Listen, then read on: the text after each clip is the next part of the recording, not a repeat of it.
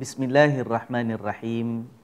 Assalamualaikum warahmatullahi wabarakatuh. Alhamdulillahi rabbil alamin. Wassalatu wassalamu ala sayyidina Muhammadin ashrafil anbiya'i wal mursalin wa ala alihi wa ashabihi wa tabi'in wa tabi'ihim bi ihsanin ila yaumiddin. Tuan-tuan dan puan-puan, saudara-saudari yang dirahmati Allah, khusus sekali para jamaah Masjid Darul Makmur yang amat saya rindui. Alhamdulillah, apa khabar semuanya? Mudah-mudahan dalam keadaan sihat sejahtera bersama dengan keluarga, dalam keadaan kita mampu meneruskan ibadat puasa sepanjang bulan Ramadan ini dengan penuh keimanan. Mudah-mudahan Allah terima ibadat puasa kita, tuan-tuan dan puan-puan sekalian. Allah kabulkan doa kita, Allah ampunkan segala dosa kita. Mudah-mudahan Allah anugerahkan kita hadiah Lailatul Qadar Ramadan tahun ini, insya-Allah. Mudah-mudahan diangkat darjat kita dengan itu, diberikan husnul khatimah bagi ibadat Ramadan kita, dan semoga Allah Subhanahu wa taala meletakkan nama-nama kita di dalam kalangan hamba-hambanya yang akan ditempatkan di dalam syurganya nanti. Amin ya rabbal alamin. Alhamdulillah, tuan-tuan dan puan-puan sekalian, kita bertemu dalam rangka kuliah tafsir anjuran Masjid Darul Makmur ini. Tinggal berapa minggu ya sebelum habis Ramadan kita. Minggu ini, minggu hadapan, tinggal 2 je lah. Minggu ni dengan minggu hadapan saja, insya-Allah ya. Mudah-mudahan Allah Subhanahu wa taala terus kekalkan ketakwaan dalam diri kita ya.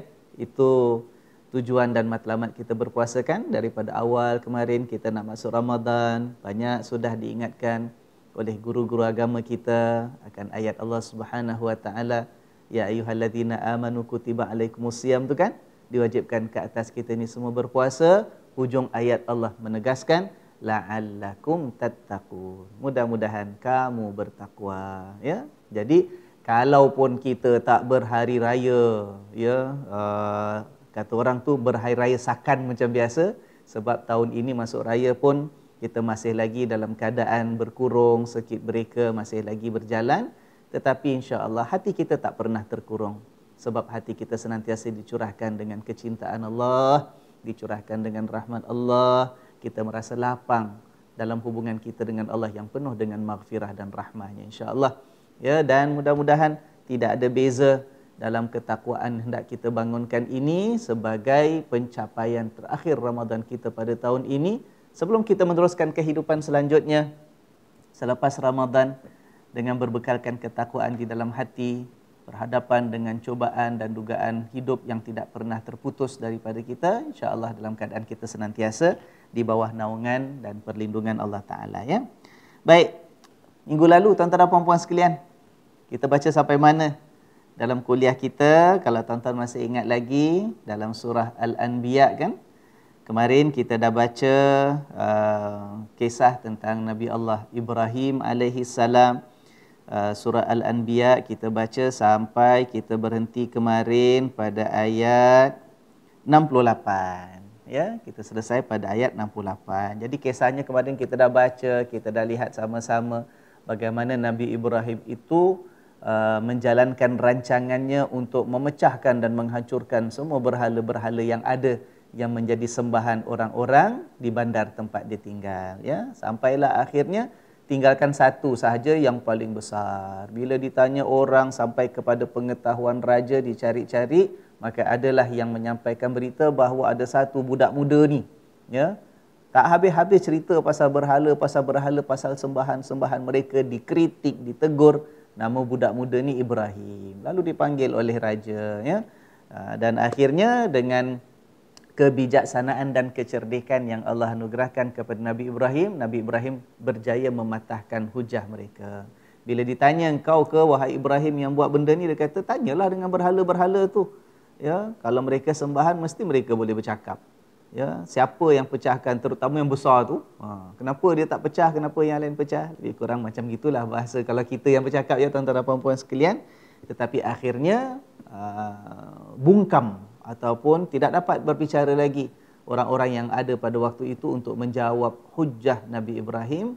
Akhirnya mereka juga mengakui bahawa Tuhan-Tuhan yang ataupun sembahan-sembahan mereka itu hanyalah benda-benda yang lemah yang tidak punya daya upaya hatta untuk berbicara maupun menjawab persoalan yang diajukan. Itu dah kita baca kemarin sampailah pada ayat 68 yang terakhir kita baca, mereka mengatakan mereka mengatakan harriquhu, bakar ajalah si Ibrahim ini, wansuru alihatakum in kuntum fa'ilin. Dan bilalah ya tuhan-tuhan kamu, sembahan-sembahan kamu ni semua kalau memang itu yang perlu kamu lakukan, ya. Jadi atas desakan dan juga kita kata permintaan, malah dalam sebahagian tafsir menyebut yang memerintahkan supaya dibakar Ibrahim ini adalah kata-kata si raja pada waktu itu yang namanya Raja Namrud, ya, dan juga pembesar-pembesarnya. Perintah daripada si raja, titahnya untuk dibakar sahaja. Baik, jadi insya-Allah apa yang berlaku selepas itu kita baca hari ini sambungannya daripada ayat 69 dan yang berikutnya insya-Allah. Ya, jadi tuan-tuan dan puan-puan sekalian, ayo siapkan mushaf masing-masing, dibuka, dicari surah Al-Anbiya ayat 69 akan kita mula baca hari ini daripada kalimat qulna ya naru kuni bardan wa salaman ala Ibrahim. Ya, qulna ya naru. Ada insya-Allah. Sementara kita tunggu abang-abang kita, kakak-kakak kita baru nak cari ini dalam juz yang ke-17 ya, surah Al-Anbiya ayat 69. Sementara kita tunggu, ayo mari yang lain sambil-sambil saya nak mengajak, mari kita hulurkan sumbangan, masih lagi menyokong masjid-masjid kita ya dalam meneruskan operasi mereka, membayar bil-bil, pentadbiran yang ada, gaji-gaji para pegawai, guru agama dan sebagainya. Kita hulurkan insya-Allah, dan tidak ada huluran sumbangan kita itu yang akan sia-sia. Semuanya akan disediakan ganjaran yang besar oleh Allah Subhanahu wa taala. Asal ikhlas ya. Asal ikhlas, dan bila kita dah derma, jangan besok-besok kita ungkit-ungkit semula cerita kat orang. Jangan nanti pula tuan-tuan dan puan-puan sekalian, bila dah habis circuit breaker, agak-agak seminggu lepas raya, manalah tahu keadaan dah banyak berubah, dah banyak, kata orang tu dah banyak lebih baik daripada sekarang, kita diizinkan untuk ziarah-ziarah raya. Manalah tahu kalau jangan pula waktu itu kita pergi rumah saudara ke, jumpa saudara ke hari raya, kita kata kemarin bulan puasa setiap kali Ustaz Patris sajak untuk derma, aku derma banyak. Jangan. Ya, apa yang kita hulurkan di jalan Allah, biarlah ikhlas kita dengan Allah. Allah tak akan sia-siakan. Ya, walaupun satu dunia tak ada siapa tahu. Walaupun satu dunia tak ada yang tahu. Allah Subhanahu wa taala dengan para malaikatnya amat mengetahui apa yang telah kita lakukannya. Jadi insya-Allah Allah balas dengan balasan dan ganjaran yang paling mulia di atas kemurahan dan keikhlasan kita. Baik, dah dapat insya-Allah. Ya, ayat 69 kita lihat dan kita perhatikan bersama firman Allah Subhanahu wa taala. A'udzu billahi minasyaitonir rajim. Qulna ya naru kuni bardan wa salaman ala Ibrahim wa aradu bihi kaidan faja'alnahumul akhsarin.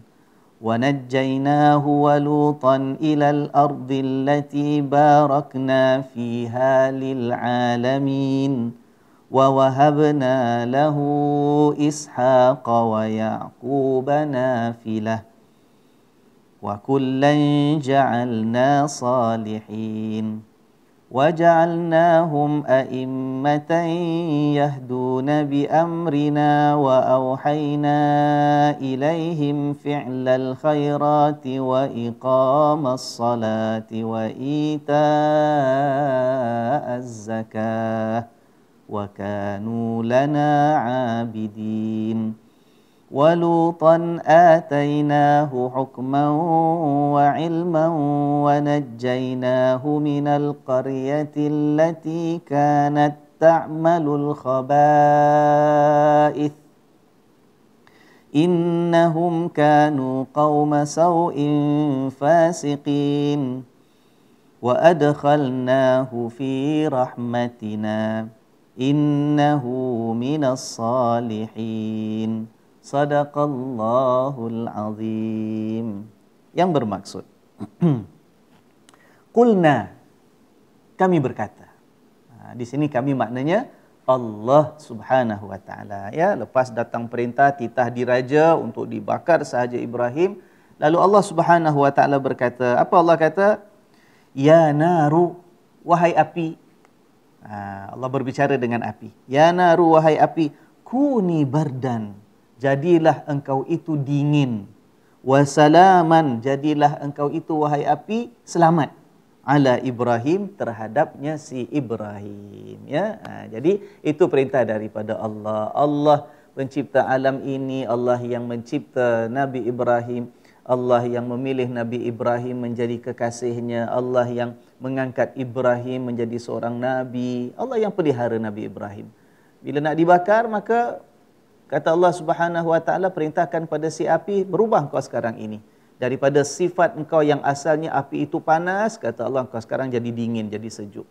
Daripada sifat engkau ni asalnya itu membakar dan memusnahkan, boleh menyebabkan kematian, kata Allah, salaman, jadi pula selamat kepada Ibrahim. Ya, itu perintah daripada Allah Subhanahu wa taala. Dan itulah yang berlaku satu kisah yang sangat masyhurlah. Ini kisahnya di mana mengikut kebanyakan tafsiran yang diberikan oleh para ulama, waktu itu Nabi Ibrahim tinggal di negeri Iraq, dan Raja Namrud itu ialah raja yang menguasai, yang memerintah negeri Iraq. Ya. Jadi bila disuruh bakar, dicampakkan, katanya dikorek lubang, digali satu lubang yang besar. Kemudian dihimpunkan, dilonggokkan kayu-kayu api yang banyak. Dihidupkan api. Kemudian lepas apinya sudah hidup, marak, panas, membakar, menyala, dicampakkan Ibrahim itu ke dalam lubang yang penuh dengan api yang membakar tadi. Ya, tetapi api itu tidak membakar, selamat Nabi Ibrahim, tidak hangus, kayu-kayu api semua menyala. Api menyala, kayu api jadi debu, jadi arang, habis. Tetapi habis api itu terpadam, ternyata keluar Nabi Ibrahim daripada api yang dah habis, dah selesai, dah terpadam itu dalam keadaan selamat sejahtera, sedikit pun tidak disentuh oleh api yang menyala tadi. Subhanallah, itu dengan kuasa Allah.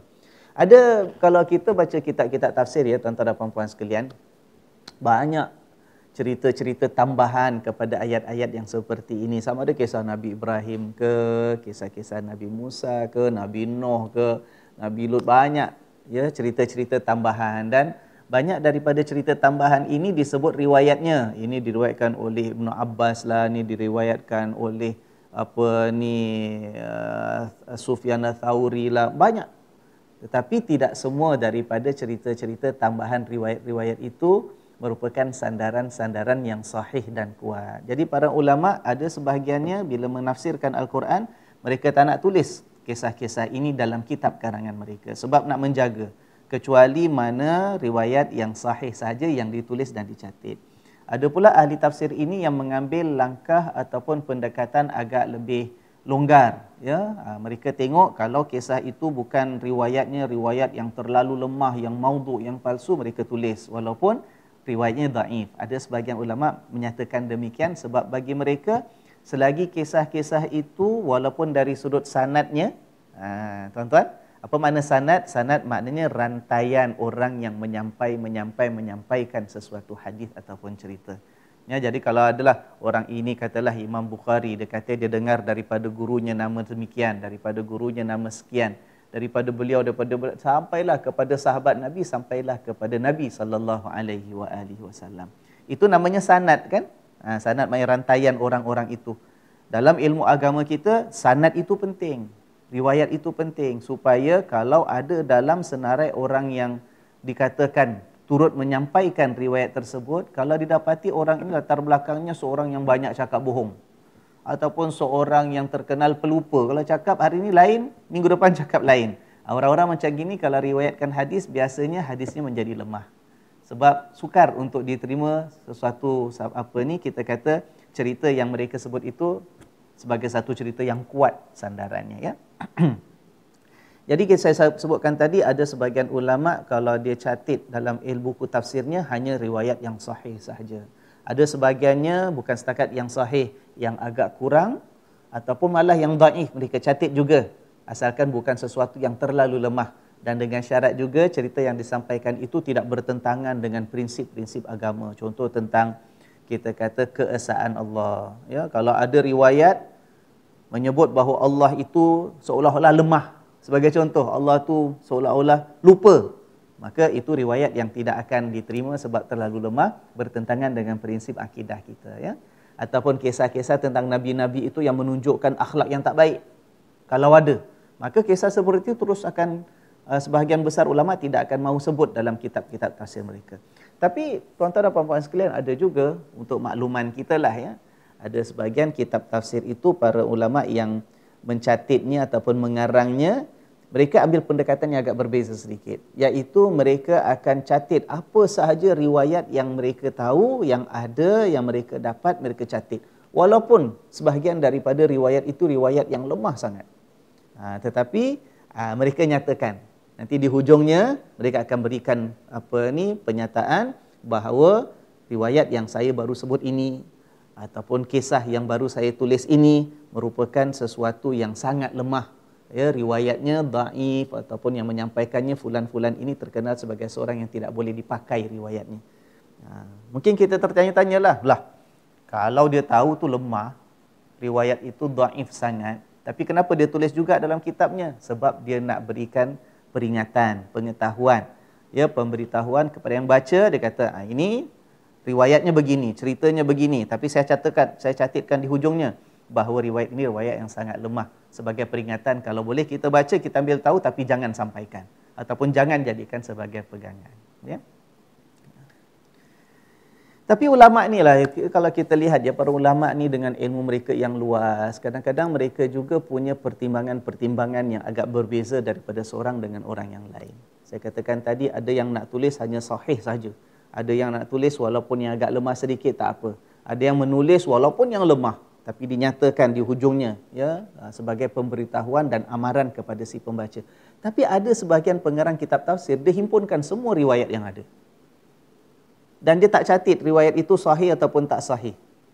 Dia cuma katakan riwayat ini hadisnya begini mengenai ayat Quran ini disampaikan oleh fulan bin fulan bin fulan bin fulan. Dia tak buat komen apa-apa. Ini juga dikaji, ya, dikaji oleh ulama-ulama yang lain, mengatakan bahawa di antara tujuan orang-orang yang membuat kitab seperti ini ialah supaya mereka itu menyerahkan amanah. Ni saya sekarang tulis kitab tafsir, dalam pengetahuan saya ada riwayat cerita ini mengenai ayat ini sebagai contoh, ya. Saya terima ceritanya begini, fulan bin fulan bin fulan bin fulan daripada fulan yang menyampaikan. Saya tahu ni riwayat dhaif, tapi saya tak nyatakan dhaif ataupun sahih. Saya tulis sahaja supaya orang yang datang selepas saya, bila dia baca, dia kena usahakanlah mana tahu riwayat cerita itu boleh dapat daripada saluran yang lain, daripada jalan sanad yang lain yang sahih. Jadi daripada hilang, orang pun tak berusaha untuk cari. Ya, sebab khazanah ilmu dalam Islam ini, tuan-tuan dan puan-puan sekalian, ya, kita jangan hanya melihat kepada sumber-sumber kitab-kitab yang dikarang ulama yang terdahulu yang kita warisi, yang tercetak sahaja, tidak. Yang tercetak itu katalah kitab hadis sahih Bukhari, sahih Muslim, sahih ataupun Sunan Abu Dawud, Sunan Ibn Majah. Ada ratusan kitab yang telah tercetak. Tapi dalam khazanah manuskrip agama yang lama, masih banyak lagi yang belum digali, masih banyak lagi yang belum dikaji, masih banyak lagi yang tersimpan dalam library yang klasik, yang menunggu masa orang menggali, mengkaji, ya, untuk dikeluarkan. Jadi begitu dengan riwayat-riwayat hadis Nabi sallallahu alaihi wasallam, ya. Maka kita balik pada kisah ayat yang kita baca, kisah tentang api yang dihidupkan untuk tujuan dibakar Nabi Ibrahim. Itu ada banyak cerita sampingan-sampingannya, ya. Jadi kalau kita baca, biarlah kita semak, jangan terus kita jumpa satu kitab tafsir, orang mengarang, tengok ceritanya. Kalau ceritanya agak pelik, kita tak pernah dengar, macam terlalu luar biasa, ya kan? Too magical to be to be believed, katalah kadang-kadang, ya. Jangan terus terima, jangan terus tolak. Rujuk kepada orang yang mahir untuk dia mencari apakah ini cerita yang boleh dijadikan sebagai pegangan ataupun tidak, ya.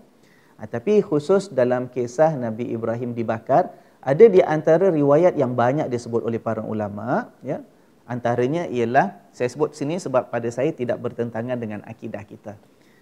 Ketika Nabi Ibrahim itu hendak dicampakkan ke dalam api, malaikat-malaikat berkata kepada Allah Subhanahu wa taala, mengadu, ya Allah, itu Ibrahim bersendirian, keseorangan, ya, hendak dicampak.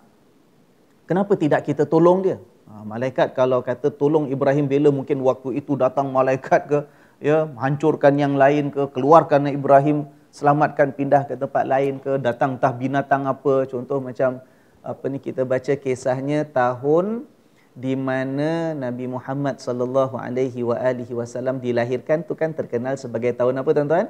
Tahun gajah kan? Itu kan kita tahu ada kisahnya, ya, apabila ada Raja Abrahah datang dengan tentera besar, termasuk ada gajah-gajah yang besar menuju ke Mekah nak hancurkan Kaabah. Itu kan kita tahu kisahnya, Allah menghantar burung-burung ababil, ya, yang melontarkan batu-batu yang tertentu sampaikan mati tentera yang ada, gajah tak boleh maju ke depan untuk hancurkan Kaabah, maka Abrahah pun lari balik. Ya. Itu perlindungan yang diberikan oleh Allah. Tenteranya dalam bentuk burung ababil. Alam tara kaifa fa'ala rabbuka bi ashabil fil alam yaj'al kaidahum fi tadlil wa arsala alaihim tayran ababil tarmihim bi hijaratin min sijil faja'alahum ka'asfin ma'kul. Jadi Allah sebut itu dalam surah Al-Fil, surah gajah. Ya, bagaimana dia hantar burung-burung ababil melontar batu ke atas mereka, habis semuanya mati bergelimpangan. Ya? Jadi bila Nabi Ibrahim hendak dibakar, malaikat-malaikat berkata dengan Allah, ya Allah, Nabi Ibrahim kebersendirian, kesorangan, tak ada orang lain yang beriman yang tolong bela dia pada waktu itu. Tak ada. Nabi Ibrahim belum lagi kata orang tu mempunyai pengikut ataupun kita kata penyokong-penyokong. Tak ada. Ibrahim kesorangan, ya Allah, kenapa tidak kita tolong dia? Maka Allah Subhanahu Wa Taala berkata kepada para malaikat, kalau Ibrahim itu minta tolong dengan kamu, wahai malaikat, kamu tolong dia. Tapi kalau dia tak minta apa-apa daripada sesiapa kecuali hanya kepada aku, biarkanlah. Baini wa bainah. Itu urusan antara aku dengan Ibrahim sahaja. Maknanya kata Allah, wahai malaikat, kamu tengok. Kalau Ibrahim keluar daripada mulutnya satu permintaan minta tolong daripada malaikat, wahai malaikat semua tolong aku, kata Allah, Allah izinkan. Pergi tolong dia. Tapi kalau dia tak minta apa-apa daripada sesiapa pun selain aku, kata Allah, biarkan. Itu biar aku yang uruskan. Antara aku dengan dia sahaja. Ya? Jadi riwayat seperti ini disebut oleh ramai daripada ahli tafsir. Kita boleh terima, wallahu a'lam. Sebab apa? Sebab ceritanya itu tidak melanggar ataupun tidak bertentangan dengan keesaan Allah, kekuasaan Allah, dengan tauhid yang dipegang oleh Nabi Ibrahim. Ya? Dari segi akidah tak melanggar apa-apa. Kemudian ada riwayat yang sambung lagi ceritanya. Ya? Malaikat Jibril sendiri berkata dengan Nabi Ibrahim, wahai Ibrahim, ya, kenapa kamu tidak meminta? Kenapa kamu tidak minta? Minta pertolongan, minta perlindungan, minta sokongan. Nabi Ibrahim menjawab balik kepada malaikat Jibril, minta tolong dengan siapa? Kalau minta tolong dengan engkau, wahai Jibril, tak payahlah, aku tak minta tolong dengan makhluk. Aku hanya mengharap daripada Allah. Ya, aku tak, kalau dengan kau, wahai Jibril, aku tak minta tolong. Aku hanya mengharap hanya daripada Allah sahaja. Lalu Jibril berkata balik, mengatakan, kalau engkau mengharap pada Allah, kenapa kau tak minta dengan Allah? Mengharap ni dalam hati, ya, harap betul daripada Allah. Tapi tak minta, kenapa? Nabi Ibrahim mengatakan, Allah itu maha mengetahui akan keadaan aku, akan keperluan aku dan apa hajat aku. Begitu Nabi Ibrahim. Maknanya, malaikat Jibril pun tak dengar keluar kata-kata daripada mulut. Tengah nak dibakar ni tuan-tuan. Api dah menyala ni, dah nak dicampak ni. Ya? Malaikat Jibril tak dengar kata-kata doa permohonan rayuan daripada Nabi Ibrahim. Tu Nabi Ibrahim kata, Allah tahu apa yang aku perlukan sebab dia maha mengetahui. Ya?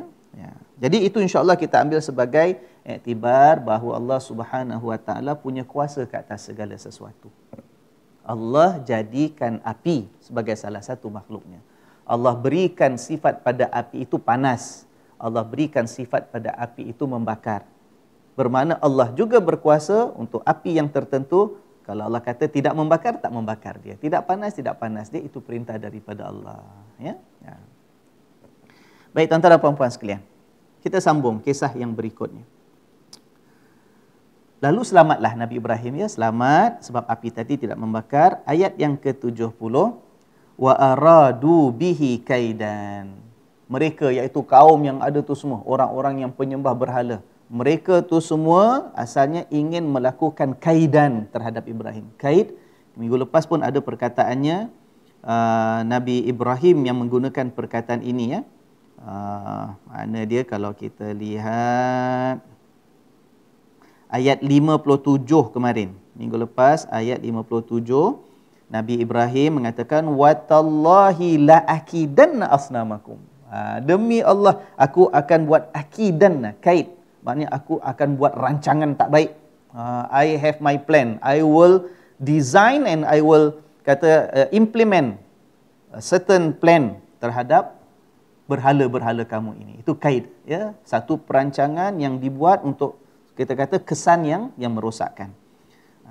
Tapi kita kata kalau rancangan Nabi Ibrahim itu rancangannya apa? Rancangannya nak merosakkan, nak menghancurkan berhala, ya. Berhasil?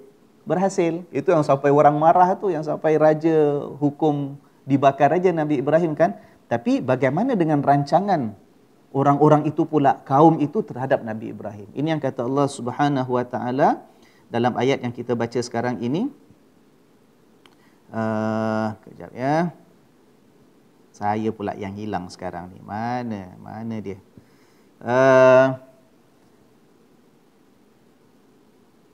Ayat yang ke-70. Wa aradu bihi kaidan. Mereka pun ada rancangan terhadap Nabi Ibrahim. Rancangannya apa? Nak dibakar dia, supaya dia mati sahaja. Dan itu rancangan mereka ialah sebagai membela tuhan-tuhan sembahan mereka itu. Mereka pun buat rancangan, ya. Wa aradu bihi kaidan. Rancangan terhadap Ibrahim. Faja'alnahumul akhsarin. Tapi rancangan mereka tidak berjaya. Malah sebaliknya kata Allah, kami jadikan mereka itu sendirilah orang yang paling rugi. Yang kalah, yang tewas, yang tak dapat apa-apa, paling rugi orang-orang itulah. Jangan katakan kat dunia, kat akhirat akan diazab oleh Allah di atas kekufuran mereka. Masa kat dunia, mereka rancang nak bakar hidup-hidup Nabi Ibrahim, tak berjaya. Sebab habis api padam pun dia masih hidup lagi. Dan rancangan mereka itu sebagai membela sembahan-sembahan mereka, untuk membela tuhan-tuhan berhala mereka itu pun tidak berjaya. Sebab akhirnya ternyata yang lebih berkuasa hanyalah Allah, Tuhan yang disembah oleh Nabi Ibrahim, bukan Tuhan mereka. Ya, jadi kalau betul Tuhan mereka ada kuasa, bila nak dibela mesti Tuhan mereka menang. Mesti Nabi Ibrahim itu akan hancur, terbakar, hangus, mati. Ya, tetapi Nabi Ibrahim selamat. Yang berkuasa siapa, tuan-tuan? Allah Rabbul Alamin. Dan Allah yang jadikan mereka itu sebagai orang-orang yang paling rugi dunia dan akhirat. Nah, ayat yang ke-71. Jadi dalam keadaan yang demikian, ya, kalau kita lihat catatan para ahli tafsir berdasarkan pada ayat-ayat Quran yang lain pun cerita tentang Nabi Ibrahim. Nabi Ibrahim itu tidak habis diancam, diugut, ya. Satu negeri sekarang dah kenal dia ni sebagai orang yang tak nak ikut sembah Tuhan yang orang lain sembah. Seorang yang malah melanggar agama rasmi pihak raja, pihak istana, tuan-tuan dan puan-puan sekalian. Subhanallah, ya. Malah melawan bapaknya sendiri yang kita kata kemarin kan, ya. Maka akhirnya Allah Subhanahu wa taala menyelamatkan Nabi Ibrahim. Ayat yang ke-71 kata Allah, wa najjainahu. Dan kami selamatkan si Ibrahim itu, ya. Wa Lutan, begitu juga dengan Lut. Nabi Lut. Jadi kedua-duanya Allah selamatkan. Ni apa cerita pula tiba-tiba ada Lut kat sini ni? Nabi Ibrahim lah. Nabi Lut kan cerita lain. Tuan-tuan dan puan-puan sekalian, Nabi Lut itu adalah anak saudara kepada Nabi Ibrahim. Hidup satu zaman. Jadi bila Nabi Ibrahim itu dijalankan hukuman bakar hidup-hidup, tapi Nabi Ibrahim selamat, maka Lut beriman dengan Nabi Ibrahim. Dan Nabi Lut itu juga kerana keimanannya diangkat oleh Allah Subhanahu wa taala dalam keadaan dilantik sebagai nabi juga, dan Nabi Lut ikut diselamatkan oleh Allah Subhanahu wa taala bersama-sama dengan Nabi Ibrahim. Selamat macam mana bentuknya? Kata Allah, ilal ardil lati barakna fiha lil alamin. Selamat dalam bentuk Nabi Ibrahim dengan Nabi Lut dipindahkan oleh Allah. Keluar daripada negeri Iraq tadi. Pergi mana? Pergi ke satu daerah, satu negeri, allati barakna fiha lil alamin, yang kami berkati tempat yang baru ini, lil alamin, bagi kehidupan alam seluruhnya. Jadi berpindah, berhijrah Nabi Ibrahim dengan Nabi Lut keluar daripada Iraq, dipelihara oleh Allah Subhanahu wa taala dengan adalah segelintir yang beriman dengan mereka, pindah ke satu tempat yang baru, satu negeri yang baru yang penuh dengan barakah dan kebaikan. Jadi negeri mana sekarang mereka pindah ni? Ya, Singapura tak masuklah. Tak masuk cerita dalam sejarah ni, ya. Mereka pindah ke satu negeri yang penuh dengan barakah. Kat sini ada pandangan yang berbeza di kalangan ulama. Ada kata mereka pindah ke negeri Mesir. Ada kata mereka pindah ke negeri Palestin tempat sekarang ini, ya, Palestin. Ada mengatakan ke negeri Syam tapi tak sebut Syam bahagian yang mana. Ya, Syam ni satu tanah yang luas. Sampai daulah Uthmaniyah, dalam kerajaan daulah Uthmaniyah, Syam tu dianggap sebagai satu daerah yang besar. Ada governor dia sendiri. Kalau sekarang ini dengan peta politik yang moden, Syam itu termasuk sebahagian daripada Syria, termasuk Lebanon yang ada sekarang, termasuk Jordan dan juga termasuk Palestin. Ya, jadi itu kawasan Syam yang besar. Jadi ulama katakan mereka dipindahkan oleh Allah, diselamatkan daripada negeri yang zalim tadi, ya, yang masih terus nak sembah dengan berhala, pindah ke negeri Syam ikut satu pendapat. Bahagian mana kat Syam? Yang sekarang dekat dengan Syria ke, kat Damascus ke, ataupun dekat dengan Jordan ke, wallahu alam. Tapi ada pendapat mengatakan tak, dalam Syam tapi kawasan Palestin, kawasan Al-Masjidil Aqsa ataupun Baitul Maqdis yang ada sekarang dekat-dekat dengan situ, ya. Tapi ada juga yang pendapat mengatakan mereka itu pindah ke negeri Mesir. Wallahu a'lam bissawab. Pokoknya Nabi Ibrahim dan juga Nabi Lut diselamatkan oleh Allah Subhanahu wa taala. Kemudian di sana barulah Nabi Ibrahim berumah tangga. Itu dengan isteri yang pertama, lama kahwin tak ada anak, namanya Sarah, ya. Kemudian kahwin dengan isteri kedua, namanya Hajar. Bila dah kahwin isteri kedua dapat anak, melahirkan anak yang pertama, itu Nabi Ismail, ya kan? Bila Nabi Ismail dilahirkan, lah timbul pula cemburu ikut ceritanya, sampai akhirnya Nabi Allah Ibrahim pindahkan, ya, bawa isterinya Hajar dan juga anaknya yang masih kecil nama Ismail, pindah diletakkan di negeri Mekah. Itu yang kisah nanti keluar air Zam-Zam, di situ dibenanya Kaabah, ya kan? Lepas dilahirkan Nabi Ismail, lepas beberapa tahun, isteri yang pertama yang dah berumur, lanjut umurnya, yang sebelum itu memang mandul, tak pernah mampu melahirkan anak, datang malaikat menyampaikan khabar gembira bahawa engkau juga akan diberikan zuriat oleh Allah. Sampai ketawa, Sarah kehairanan. Dia tak percaya. Tapi itulah kuasa Allah Subhanahu wa taala. Kemudian itu Sarah melahirkan anak kepada Nabi Ibrahim, iaitu adik kepada Nabi Ismail.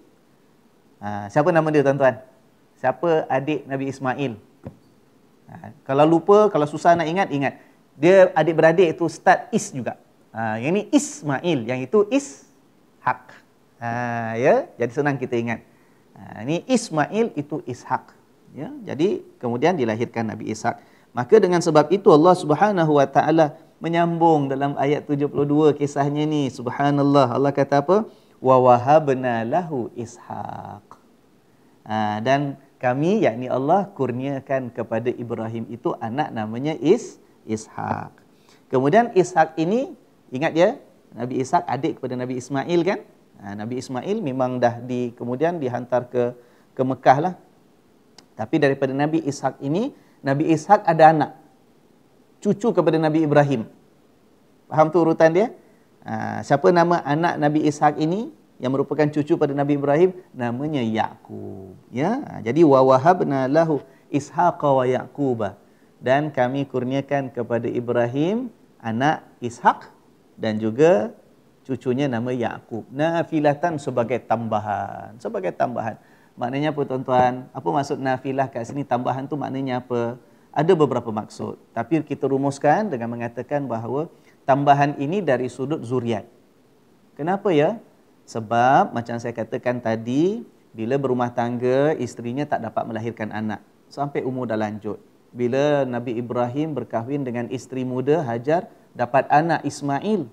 Memang okeylah, maknanya dari segi kebiasaan orang kita, isteri pertama dah lanjut umur, memang mandul, tak pernah lahirkan anak, ya. Tapi suami masih sihat lagi, berumah tangga dengan orang yang kedua, isteri muda melahirkan anak tu biasa, expected kan? Memang dijangkakan. Tapi yang orang tak dapat jangkakan ialah bagaimana lepas itu Allah kasih tambahan. Ya, bukan setakat anak Ismail daripada isteri yang namanya Hajar, tetapi daripada isteri pertama yang Sarah itu, yang memang kata orang tu dah tak ada harapan lagi boleh melahirkan zuriat dan anak, Subhanallah, dengan kuasa Allah, Allah kasih tambahan anak daripada isteri yang pertama, iaitu Nabi Ishaq. Itu maksud nafilah menurut satu keterangan. Ada yang mengatakan bahawa maksud nafilah ataupun tambahan ialah tambahan dari segi kemuliaan. Kemuliaan. Nabi Ibrahim itu nabi. Ya, darjatnya tinggi betul. Kemudian sedangkan bapaknya ataupun pakciknya lah, kata kemarin kita dah sebut ya, ada beza pandangan sama ada Azar itu bapaknya sendiri ataupun pakciknya yang sembah berhala ya. Tapi kita lihat sebagai tambahan, walaupun ayahandanya, katalah itu sebagai ayahnya, tidak beriman kepada Allah, ikut sembah berhala. Nabi Ibrahim itu dibesarkan dalam keadaan bersendirian dalam dia beriman kepada Allah Subhanahu Wa Taala ya. Tak ada siapa yang lain yang beriman. Yang kemudian beriman pun anak saudaranya nama Nabi Lut. Tapi itu anak saudara, bukan zuriat sendiri. Allah kasih zuriat, namanya Ismail. Allah tambah lagi kemuliaan itu dengan Ishak, kemuliaan yang sangat besar. Kenapa? Sebab daripada anak dan cucunya inilah akan lahir banyak nabi-nabi dan rasul-rasul yang lain. Ya, daripada Nabi Ismail tu nanti kemudian ada Nabi Muhammad sallallahu alaihi wasallam. Itu daripada susur galur keturunan Nabi Ismail sampai kepada Nabi Muhammad sallallahu alaihi wasallam. Itu tak banyak nabi. Sebab itu bukan dinamakan sebagai Bani Israel. Yang banyak daripada keturunan Ishak, kemudian anaknya Yakub, yang kat situ banyak nabi yang lain, termasuk Nabi Yusuf, Nabi Musa dan seterusnya. Jadi itu nafilah, tambahan. Tambahan apa? Tambahan kemuliaan yang Allah berikan kepada nabinya Ibrahim alaihi salam. Keturunannya adalah keturunan yang dipilih oleh Allah, yang melahirkan nabi-nabi dan rasul-rasul ya. Wa kullan ja'alna salihin, dan setiap daripada anak dan cucu yang Allah berikan ini semuanya adalah orang-orang yang salihin, yang baik ya. Jadi tambahan kemuliaan itu kerana keturunan dan juga kerana salihnya mereka. Nampak tuan-tuan? Allah bukan berhenti hanya pada nafilah saja. Kami kurniakan kepada Ibrahim itu Ishak sebagai anak, cucu nama Yakub, itu sebagai tambahan kemuliaan. Dah, full stop. Tak. Sebab kemuliaan itu, kemuliaan yang bertambah-tambah, kemuliaan yang berlipat ganda daripada Tuhan dikurniakan bukan hanya kerana keturunan, tapi mestilah keturunan yang baik itu dilengkapkan kebaikannya dengan amal soleh. Jadi kalau sekarang katalah kalau ada orang mengatakan aku ni keturunan baik-baik, keturunan bangsawan, ningrat dan sebagainya. Siapapun keturunan kita, kalau sekarang hidup kita tidak atur menjadi orang yang salihin di sisi Allah, pun tak ada makna. Siapapun keturunan kita. Ustaz Patris tu siapa? Anak Pak Kiai Ustaz Patris tu. Itu adalah anugerah Allah kasih pada saya, alhamdulillah. Daripada keluarga yang baik, bapa saya orang soleh, orang alim, dapatlah cebisan ilmu sikit daripada arwah abah dulu ya kan. Tapi kalau saya pilih untuk tidak taat pada Allah, saya pilih untuk tidak jadi orang yang saleh seberapa yang boleh, seberapa yang saya mampu, maka tak ada guna anak siapa pun saya ni. Kalau ada sekarang ini yang mengatakan dia keturunan Nabi Ibrahim, jauh sangatlah nak cari susur galur Nabi Ibrahim. Dia keturunan Nabi Muhammad sallallahu alaihi wasallam. Itu satu kemuliaan tuan-tuan. Subhanallah. Keturunan Nabi itu adalah keturunan yang mulia.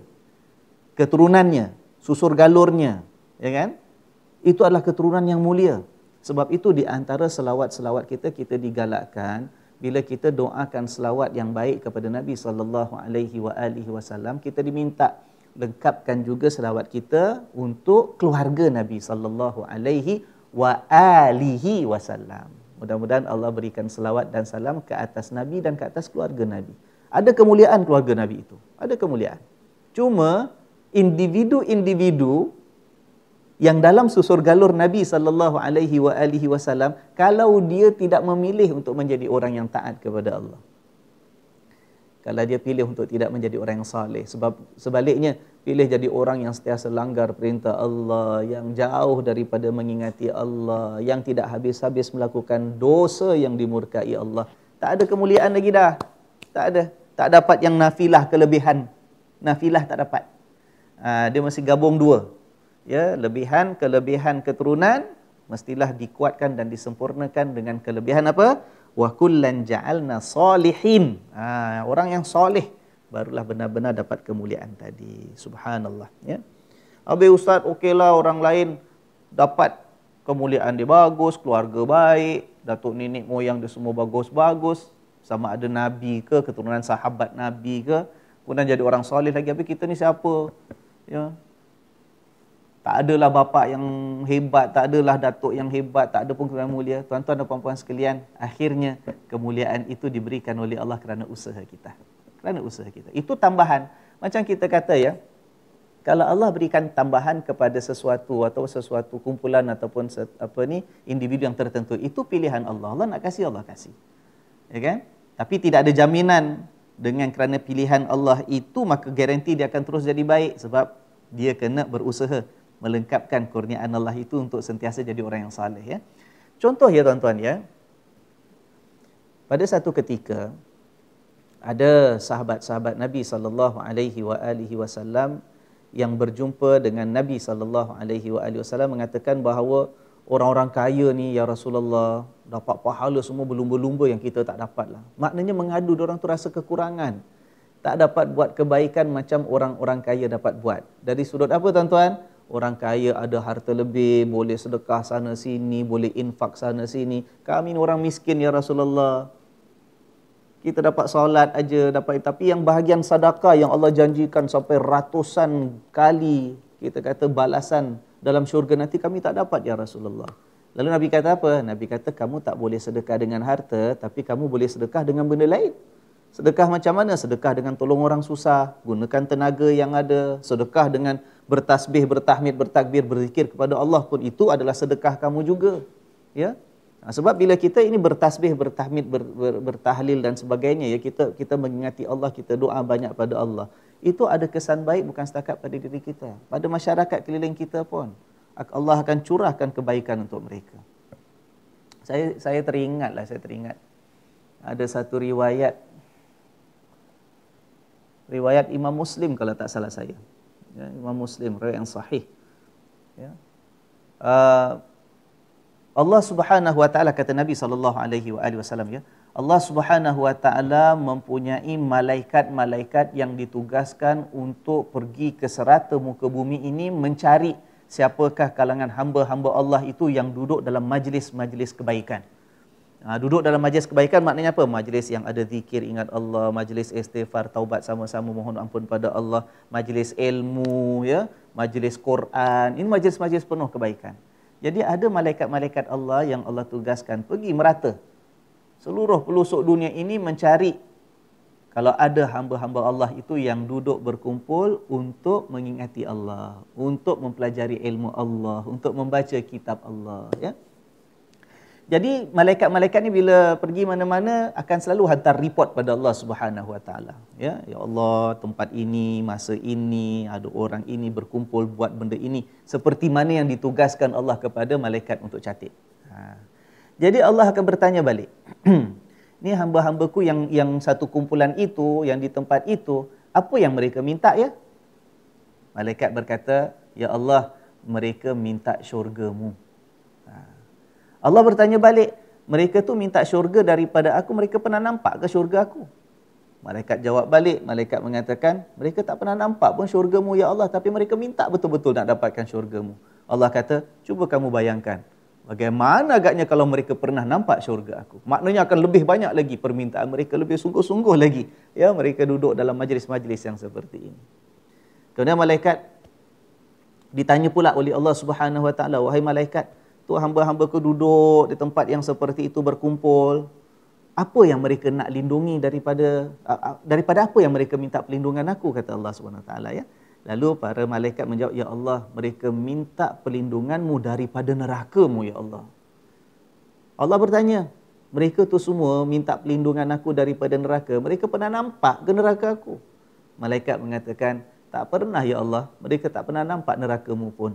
Allah katakan, bayangkan bagaimana kalau mereka pernah nampak neraka aku. Kemudian diceritakan oleh para malaikat dalam laporan mereka kepada Allah Subhanahu Wa Taala, ya Allah, mereka berkumpul itu, mereka isikan dengan istighfar dan taubat, memohon pengampunan-Mu ya Allah, memohon pengampunan-Mu ya Allah. Maka Allah mengatakan, wahai para malaikat, ketahuilah, aku sudah ampunkan mereka, aku sudah tunaikan permintaan mereka, dan aku sudah lindungi mereka daripada neraka. Yang tadi malaikat cakap kan, mereka minta syurga, Allah kata, Aku dah tahu dah. Mereka isikan berkumpul tadi dengan istighfar mohon pengampunan, aku dah ampunkan. Mereka minta syurga, aku dah kasih syurga. Dan mereka nak minta jauh dilindungi daripada neraka, aku dah lindungi mereka daripada neraka. Kemudian tak habis kat situ, malaikat mengatakan lagi kepada Allah, tapi ya Allah, kita lihat hadisnya. InsyaAllah kalau saya tak lupa, mungkin minggu depan saya boleh carikan dari riwayatnya, saya boleh berikan pada tuan-tuan dan puan sekalian. Indahnya dan luasnya rahmat Allah Subhanahu Wa Taala. Pada malaikat mengatakan pada Allah Subhanahu Wa Taala, ya Allah, tapi di kalangan mereka itu ada rajulun khata'. Rajulun khata' maksudnya orang tersalah tempat. Itu orang tersalah tempat. Kata malaikat, ada satu orang yang duduk dengan mereka bukan niat tujuan asal nak duduk dengan mereka, tapi dia entah nak pergi tempat lain ke, ada tujuan apa ke, singgah tempat tu duduk sekali. Sementara tunggu member kat dalam zikir belum habis. Mungkin kan? Ada orang datang, ada appointment. Kau jumpa aku nanti pukul 5 petang, tunggu kat luar masjid lah. Ya, aku ada program kat dalam. Tunggu-tunggu luar masjid, lambat lagi. Dengar suara apa, daripada duduk kat luar gate panas, duduk kat dalam. Tengok sekali orang zikir, duduk sama-sama. Padahal itu bukan tujuan asal dia. Rajulun khata' kata para malaikat, yang salah tempat. Maknanya dia setakat singgah bukan tujuan asalnya. Kata Allah Subhanahu Wa Taala, rahmat aku luas hatta kepada dia pun. Sebab aku tidak menghampakan hamba-hambaku yang mengingati aku, beristighfar pada aku, dan aku tidak menghampakan orang yang tumpang duduk dengan mereka. Subhanallah, subhanallah. Gitu luas rahmat daripada Allah. Ya, saya nak kaitkan dengan apa yang kita katakan tadi, ya, bila datang orang-orang yang miskin pada Nabi SAW mengadu, ni orang kaya dapat lebihan harta, boleh amal macam-macam, sedekah macam-macam, kami tak ada harta nak sedekah. Nabi kata kamu boleh sedekah cara yang lain. Antara sedekah kamu boleh buat ialah dengan tasbih kamu, tahmid kamu, takbir kamu. Ya, bila kita berzikir menyebut nama Allah, itu jadi sedekah kita. Kenapa pula? Padahal bila kita tasbihkan ataupun kita zikir pada Allah, ni antara kita dengan Allah, ya. Macam mana boleh jadi bentuk sedekah pada orang lain? Tak. Sebab kita ini bila lidah kita banyak dibasahkan dengan mengagungkan Allah, berzikir menyebut nama Allah, itu pancaran rahmatnya, siraman kebaikan yang Allah berikan pada kita akan tempias juga kena pada orang yang ada sekeliling dengan kita. Keluarga kita insya-Allah, jiran-jiran kita insya-Allah, sahabat-sahabat kita insya-Allah. Kalau tak banyak pun ada tempiasannya, tuan-tuan dan puan-puan sekalian. Itu jadi sumbangan orang untuk bersedekah dengan cara zikir dan wirid, dengan doa, dengan istighfar, dengan taubat, dengan permohonan, tuan-tuan dan puan-puan sekalian. Macam kisah tadi tu, yang malaikat buat laporan, ya, majlis-majlis kebaikan, majlis zikir, majlis ilmu.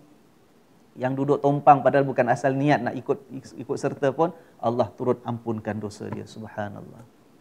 Tak adil lah, ya Allah, dia tak buat, tumpang duduk aja tunggu member habis wirid, ya kan? Takkan dia pun dapat. Itu hadiah Tuhan nak kasih, bukan kita punya. Kalau Allah nak kasih, entah apa agaknya Tuhan lihat dalam hatinya ada secebis kebaikan.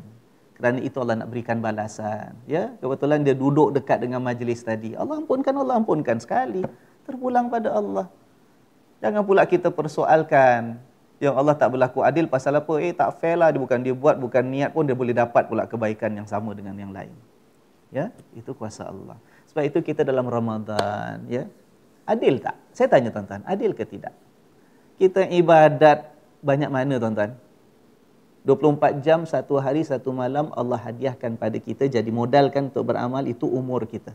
Setiap hari, setiap malam ada 24 jam.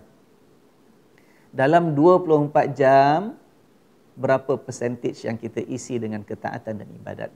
Jujurlah, ikhlas, jawab pada persoalan ini, jawab pada diri kita sendiri.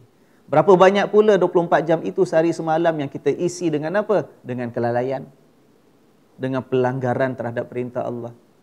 Lepas tu kita jumpa Ramadan. Senangnya. Puasa pun ada rongak-rongak, puasa pun ada dosa-dosa kita buat, tapi Allah ampunkan dosa kita. Man sama Ramadana imanan wahtisaban ghufira lahu ma taqaddama min dhanbi. Senang aja Allah ampunkan. Siapa puasa bulan Ramadan, ada iman, ada pengharapan pada Allah, Allah ampunkan segala dosanya. Ada orang lain nak cakap, tak fair engkau, mana boleh, dosa punya banyak, ibadat sikit sebelum Ramadan, masuk Ramadan puasa je dapat ampun segala dosa. Itu kemurahan Allah. Ya, keadilan Allah tidak boleh kita ukur dengan keadilan kita yang serba lemah, serba kekurangan. Tidak. Keadilan Allah itu dasarnya ialah rahmat dan kasih sayang Allah. Nampak tuan-tuan? Ya. Kemudian dah lah dapat pahala banyak bulan Ramadan. Ibadatnya buat seperti ini tapi pahalanya lebih banyak, berlipat kali ganda, Allah kasih lebih daripada bulan-bulan yang lain. Ampun dah semua dosanya Allah kasih. Bila sampai 10 hari terakhir, ada satu malam kalau dapat kebetulan kita usahakan, subhanallah, malam itulah kita isi dengan ibadat, dengan taubat, dengan istighfar, dengan zikir ingat Allah, dengan baca ayat Allah, ya, antaranya kebetulan malam itu kena Lailatul Qadar. Apa Allah kasih? Khairum min alfi syahr. Lebih baik daripada 1000 bulan. Kita ibadat satu malam, Allah tak minta pun Lailatul Qadar tu syaratnya, Allah tak minta pun. Tak letak pun syarat nak dapat Lailatul Qadar daripada mula saat matahari tenggelam maghrib sampai besok terbit subuh, tak boleh berhenti daripada ibadat. Tak boleh berhenti daripada baca Quran, tak boleh berhenti daripada zikir. Tak. Asalkan ada secebis malam itu, hati kita tersentuh dengan keinsafan, nak ingat pada Allah, mengharapkan rahmat Allah, diisi dengan kebaikan pada malam itu. Kerana Allah, dapat Lailatul Qadar, tuan-tuan dan puan-puan sekalian. Lebih baik daripada 1000 bulan. Which is equal to what? More than 80 years in term of our physical human calculation. Fair ke tak fair?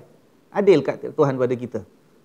Boleh tak orang lain yang tak dapat Lailatul Qadar, yang malam tu isi dengan entah apa, kelalaian, lupa, hayal, boleh tak dia kata, tak fair lah, ya Allah, dia dapat ibadat sikit je, dapat pahala sampai lebih 1000 bulan. Kita terlepas.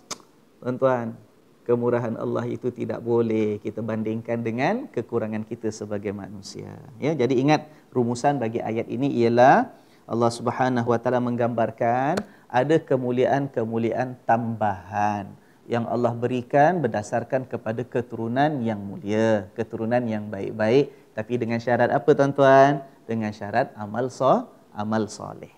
Jadi para sahabat yang tadi bila datang mengadu dengan Nabi, tak ada harta lebih untuk bersedekah, Nabi kata sedekah dengan cara yang lain, bukan dengan harta sebab kamu tak ada harta. Lepas satu tempoh mereka datang lagi mengadu lagi dengan Nabi SAW. Ya Rasulullah, kami tak ada harta, minta nasihat, tuan dan nasihat, kami sedekah dengan cara yang lain, dengan amal ibadat, dengan tolong orang, dengan cakap baik, dengan zikir dan sebagainya, kami buat ya Rasulullah. Tapi member-member orang kaya ni dapat tahu cerita kami, diorang pun buat benda itu juga. Dah, sekarang apa kita nak buat? Saingan dah tak boleh nak bersaing lagi. Mereka ada, kami buat amal soleh dalam bentuk amalan, mereka pun dapat tahu, mereka buat juga. Tapi mereka tetap ada harta lebih, kami tak ada harta lebih, nak sedekah lebih tak boleh. Ya Rasulullah, kesian kami. Maka kata Nabi SAW, itulah kelebihan yang Allah berikan kepada siapa yang Allah kehendaki. Jangan jadikan itu sebab untuk kamu menjauhkan diri daripada saudara-saudara kamu. Yang ada kelebihan, alhamdulillah, dikurniakan kelebihan oleh Allah. Tapi kelebihan itu digunakan untuk amal soleh. Yang ada kelebihan harta, alhamdulillah, hartanya untuk amal soleh. Yang ada kelebihan tenaga, tenaganya dicurahkan sebagai amal soleh. Yang ada kelebihan ilmu, ilmu itu amalan soleh sebagai sesuatu yang disedekahkan untuk keperluan orang ramai dan masyarakat. Subhanallah. Ya, ada yang diberikan kemuliaan, kelebihan, keturunan yang mulia, itu pemberian Allah. Asalkan jaga, jangan dirosakkan dengan kemungkaran dan kedegilan. Sikit lagi insya-Allah kisah Nabi Ibrahim ini. Mana dia tadi? Tadi kita baca sampai ayat 72. Ayat 73, wa ja'alnahum a'immatan, dan kami jadikan mereka itu, maknanya keturunan Nabi Ibrahim, Ishak, Yaqub, Ismail, dan keturunan bawah-bawah dia Nabi Yusuf dan seterusnya, ya. Kami jadikan mereka sebagai a'immah. A'immah maknanya imam-imam. Oh, mereka semua jadi imam lah Ustaz makmum ramai kat belakang sembahyang sama dengan mereka. Ini imam, bukan imam sembahyang. Maksud imam-imam kat sini bukan imam-imam solat sahaja, tapi a'immah maknanya pemimpin yang menunjuk jalan. Mereka jadi nabi. Ramai di kalangan keturunan Nabi Ibrahim itu yang jadi rasul. Ya, jadi orang yang menggalakkan manusia lain untuk beriman kepada Allah, menerangkan kepada mereka agama yang sebenarnya. Itu yang lantik siapa? Allah Subhanahu Wa Taala. Kami jadikan mereka sebagai a'immah, imam-imam pemimpin, yahduna bi amrina, yang memberi pimpinan pada manusia dengan perintah kami. Ya, dengan ketentuan kami. Wa auhayna ilaihim, dan kami mewahyukan kepada mereka fi'lal khairat. Ya, kami mewahyukan kepada mereka perintah untuk mereka melakukan kebaikan, wa iqamas salah, dirikan salat, wa ita'az zakah, dan tunaikan zakat. Ini kebaikan yang dibuat oleh keturunan Nabi Ibrahim, yang Allah pilih, Allah lantik menjadi pemimpin yang mengajak manusia kepada keimanan. Allah wahyukan pada mereka, ingat, ini perintah Allah. Nombor 1, buat baik. Buat baik, fi'lal khairat. Tidak ada Nabi yang dalam ajarannya suruh manusia buat keburukan. Tak ada. Maka sebab itu termasuklah Nabi Muhammad sallallahu alaihi wasallam. Tak ada dalam ajaran Nabi itu buat yang tak baik. Fi'lal khairat, buat kebaikan. Dirikan salat. Nombor 2 itu sebagai asas kepada semua ibadat-ibadat yang lain. Dan ketiga, ita'az zakah, iaitu tunaikan zakat, sebab keperluan hidup kita sebagai hamba Allah, kita dituntut untuk melihat, mencari dan peduli akan keperluan orang-orang yang memerlukan bantuan daripada kita, ya, dalam bentuk zakat dan sebagainya. Wa kanu lana abidin, dan mereka itu adalah benar-benar menyembah dan beribadat kepada kami. Ya. Kemudian berikut ceritanya, dah cerita pasal Nabi Lut pula. Kisah Nabi Ibrahim dah habis. Ya, dah selamat daripada dibakar. Allah selamatkan dia dengan Nabi Lut, anak saudaranya tadi, pindah sampai diberikan keturunan oleh Allah pada Nabi Ibrahim. Ada anaknya Ishak dengan Yakub. Daripada situ lahirlah pemimpin-pemimpin, nabi-nabi yang lain, rasul-rasul yang lain. Sekarang dah pindah pada kisah Nabi Lut. Saya rasa boleh kita baca sedikit. Nanti minggu depan kita sambung dengan kisah Nuh. Kita tutup insya-Allah sebagai kuliah yang terakhir minggu hadapan, sempena selesainya bulan Ramadan, ya. Sedikit kisah tentang Nabi Lut dalam 1-2 ayat sahaja. Lihat. Wa Lutan atainahu hukman wa ilma. Dan Lut pula kami kurniakan kepadanya hukman wa ilma. Hukman maknanya hikmah, kebijaksanaan. Wa ilma, dan pengetahuan. Ya. We blessed him with wisdom and with knowledge. Ya, Allah kurniakan dia hikmah, hukman, kebijaksanaan, dan juga ilmu pengetahuan. Maka ramailah di antara ulama kita yang menafsirkan kebijaksanaan kat sini khusus maknanya kenabian. Maknanya bukan Nabi Ibrahim saja yang Allah lantik jadi nabi. Nabi Lut juga Allah kurniakan dia kenabian. Jadi seorang nabi juga, ya. Dan penuh dengan kebijaksanaan, penuh dengan ilmu pengetahuan yang diberikan oleh Allah Subhanahu wa taala. Dan wa najjainahu, tadi Allah dah selamatkan Nabi Lut bersama-sama dengan pakciknya Nabi Ibrahim daripada negeri Iraq tu kan, ya, yang mana penduduknya menyembah berhala dan sebagainya.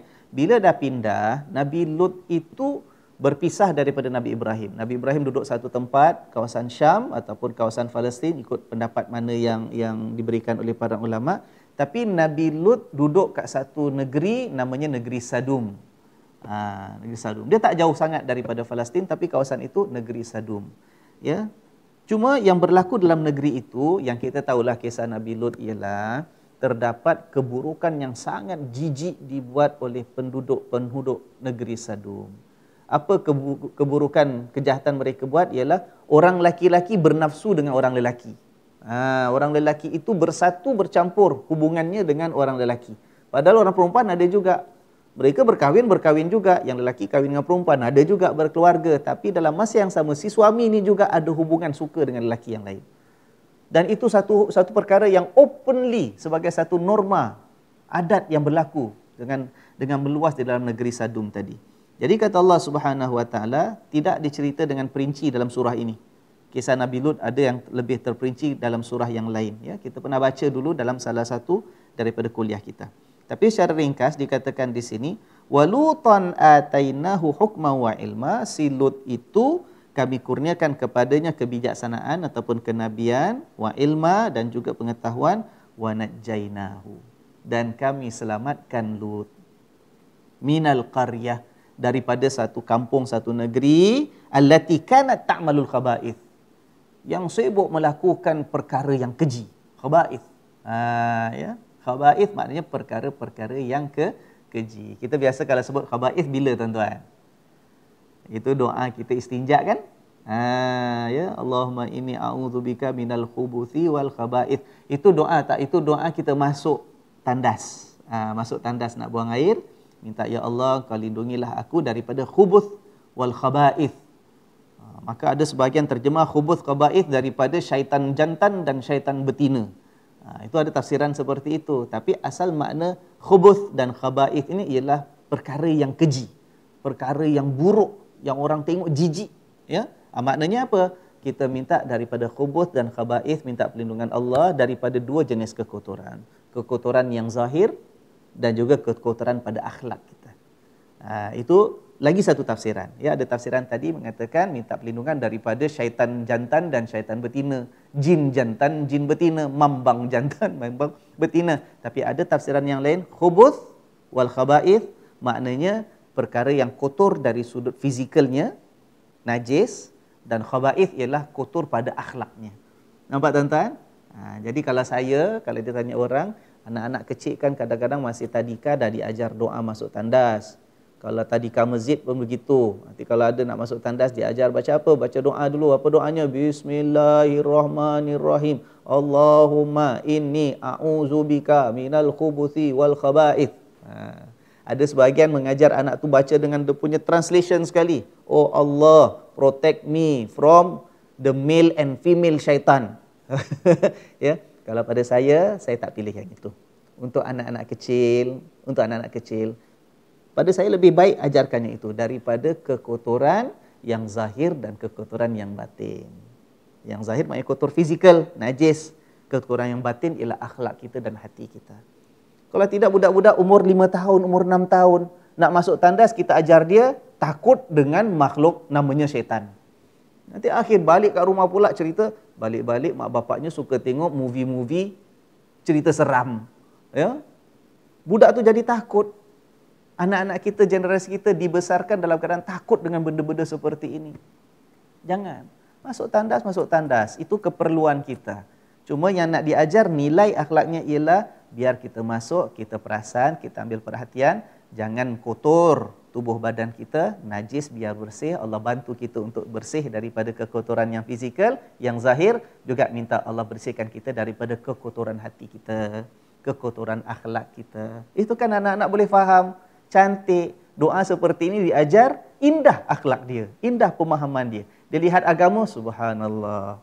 Bagusnya jadi orang Islam. Daripada kecil tanam macam gitu. Islam itu agama kebersihan. Islam itu agama akhlak yang mulia. Islam is a religion that promotes good mannerism and good behavior. Subhanallah.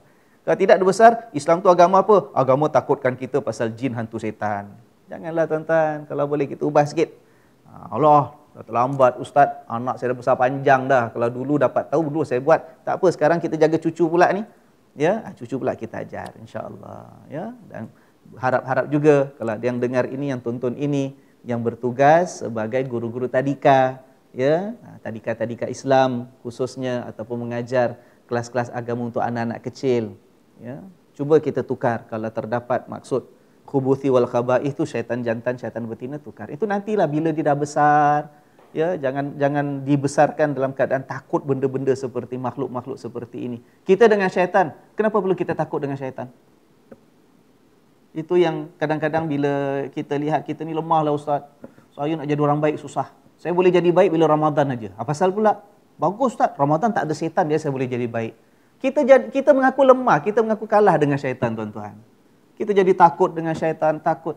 Kita berjaga-jaga, ya. Sebab syaitan itu dah bersumpah nak ajak kita jadi jahat macam dia. Berjaga-jaga, berhati-hati, kita kawal, sentiasa alert dengan aware. Ya kan? Tapi bukan untuk takut, bukan untuk kita tunduk, kita kalah. Ya. Sampaikan habis bulan Ramadan, kita rasa dah tak boleh jadi baik lagi lah. Saya kalau jahat, nak buat macam mana? Pasal syaitan dah keluar Ustaz.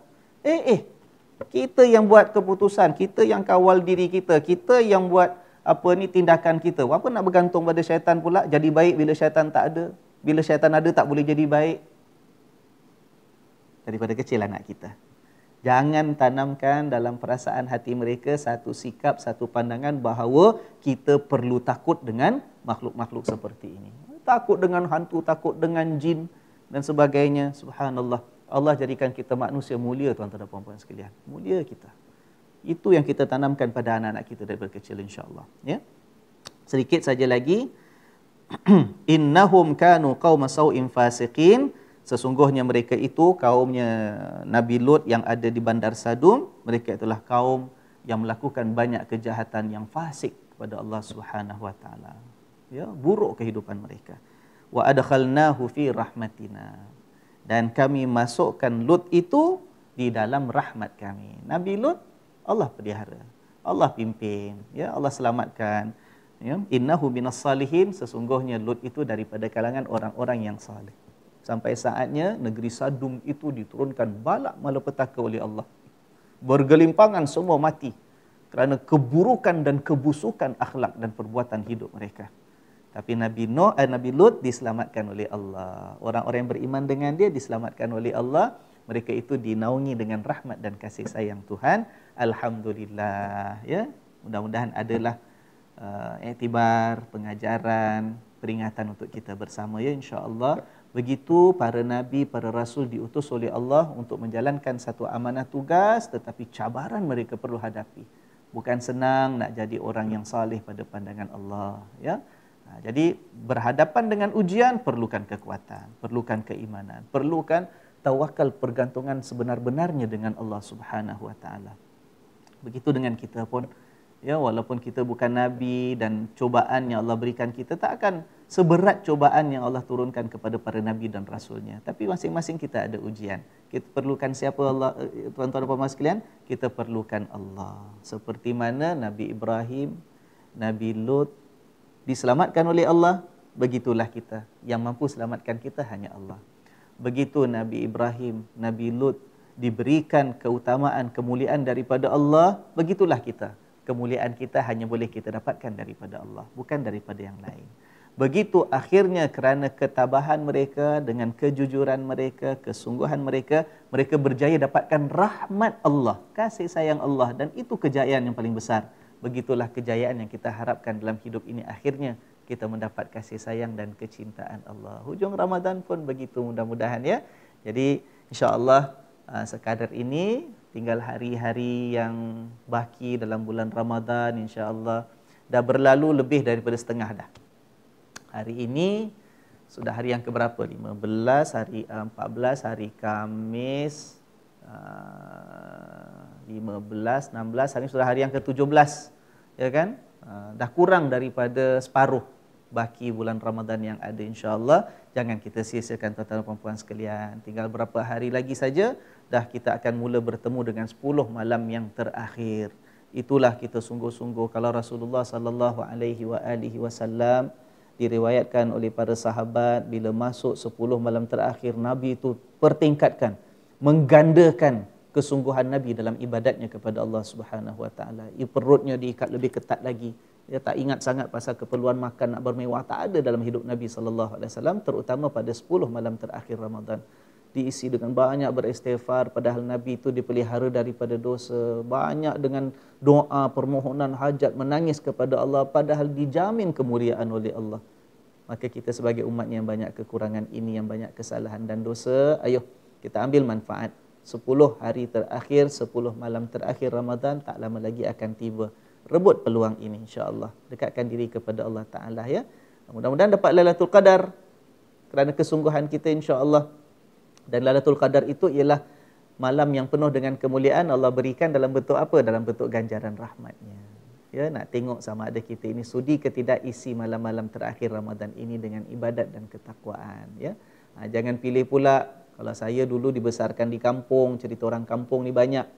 Kalau Lailatul Qadar tu dia kata siapa nak dapat Lailatul Qadar malam tu dia tak boleh tidur, kena tunggu. Ya, siapa dapat nasib baik nanti ada benda pelik. Dia nampak ke, dia alami ke. Kalau siapa kena benda pelik malam tu memang dapat Lailatul Qadar lah. Dah ada sebagian budak kampung dulu bukan malam tu nak ibadat pun, duduk merambu malam-malam, duduk tak tidur, duduk bawah pokok, habis tarawih, habis witir, perhabiskan semua air bandung kat masjid yang ada, teh tarik yang ada, pisang semua dah habis, tinggal licin, malam tak balik, duduk kat luar rumah, kumpul budak-budak kampung, sebahagiannya lah yang masih tak faham ikut cerita orang lama. Tunggulah tengok kat pokok ada benda pelik ke tidak, tengok kat longkang ada benda pelik ke tidak. Siapa dapat benda pelik, kata dia dapat Lailatul Qadar. Wah. Ya, tapi bagi kita tidak. Lailatul Qadar bukan malam pelik, tapi Lailatul Qadar ialah malam kemuliaan dan keagungan Allah. Cari rahmat itu daripada Allah ya. Amin ya rabbal alamin. Sekian saja untuk kali ini. Kita bertemu insya-Allah, dipanjangkan umur oleh Allah Subhanahu wa taala, bertemu pada minggu hadapan pada hari yang sama, pada waktu yang sama. Insya-Allah. Subhanakallahumma wa bihamdika asyhadu an la ilaha illa anta astaghfiruka wa atubu ilaik. Saya kasihi anda sekalian kerana Allah Ta'ala. Wassalamualaikum warahmatullahi wabarakatuh.